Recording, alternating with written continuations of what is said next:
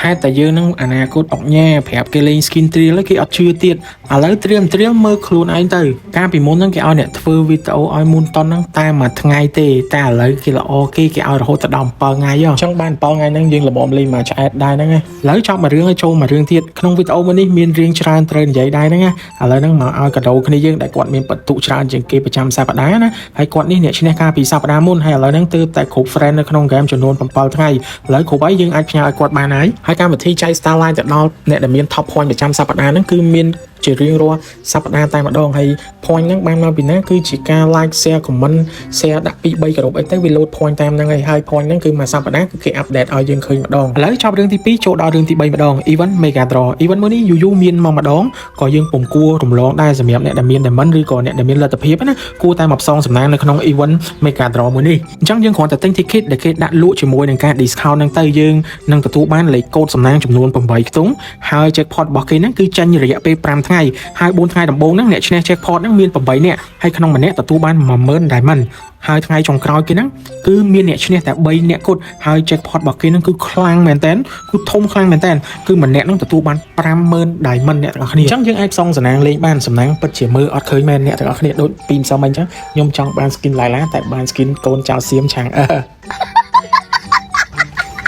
បន្ទាប់ពីចប់រឿងទី3ចូលមកដល់រឿងទី4ក្នុងវីដេអូមួយនេះយើងយក ticket ដែលយើងបានទិញនៅ event mega draw មុននេះបន្តិចហ្នឹងយកមកបង្វិលតអញ្ចឹងមិញហ្នឹងយើងទិញបាន14 ticket ហើយខ្ញុំធ្វើការ daily charge ហ្នឹង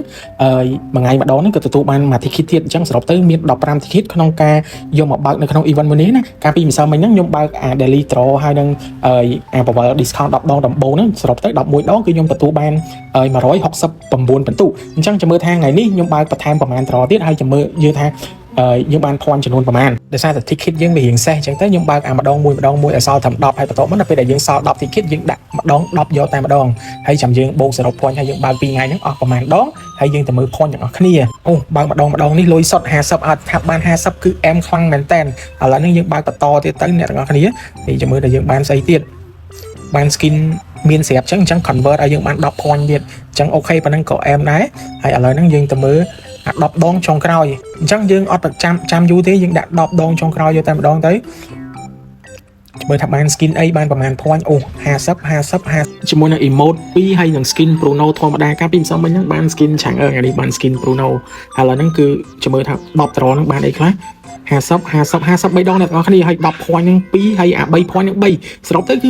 169 point ដូចម្សិលមិញអញ្ចឹង10ត្រថ្ងៃនេះដូច10ត្រកាលពីម្សិលមិញអញ្ចឹង169 point ដូចគ្នាអភិនិហាខ្លាំងមែនតើហើយក៏លោតចូលថ្ងៃថ្មីអញ្ចឹងការចាប់ daily draw ហ្នឹងគឺអស់តែ50 diamond ទេគឺចុះតម្លៃ 50% ពី100 diamond នៅសល់តែ50 diamond តែប៉ុណ្ណោះអញ្ចឹងមើលយើងចាប់ម្ដងហ្នឹងបានប្រហែល point